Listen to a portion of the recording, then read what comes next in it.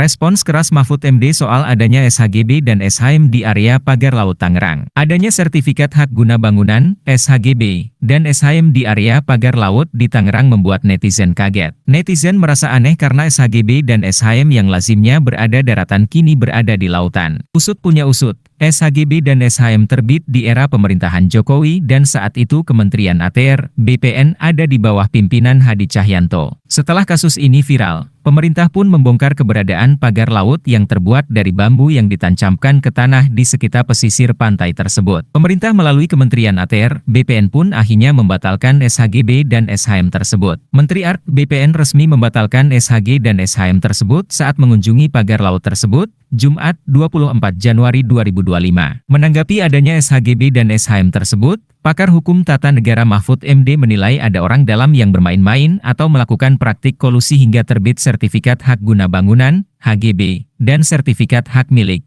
SHM, untuk pagar laut. Ia menekankan, tidak mungkin sertifikat tersebut dimiliki tanpa bantuan oknum tertentu. Hal ini dikatakan Mahfud MD saat menjawab pertanyaan host Rizal Mustari di Siniar Terus Terang pada kanal YouTube Mahfud MD Official. Kompas.com sudah memperoleh izin untuk mengutipnya. Pasti ada orang dalam ini yang main-main. Atau kalau agak lebih keras dari main-main, pasti melakukan kolusi. Enggak mungkinlah, bisa keluar HGB sebanyak itu, kata Mahfud dalam siniar itu, dikutip pada Rabu, 22 Januari 2025. Bantuan oknum tersebut makin terlihat ketika muncul kaveling-kaveling dalam HGB dan SHM. Diketahui, berdasarkan penjelasan Menteri Agraria dan Tata Ruang, ATR, Kepala Badan Pertanahan Nasional, BPN, Nusron Wahid, ada 263 bidang tanah dalam bentuk HGB yang diterbitkan. Rinciannya atas nama PT Intan Agung Makmur sebanyak 234 bidang, atas nama PT Cahaya Inti Sentosa sebanyak 20 bidang, dan atas nama perorangan sebanyak 9 bidang. Selain HGB, terdapat pula SHM yang terbit di kawasan pagar laut Tangerang dengan jumlah 17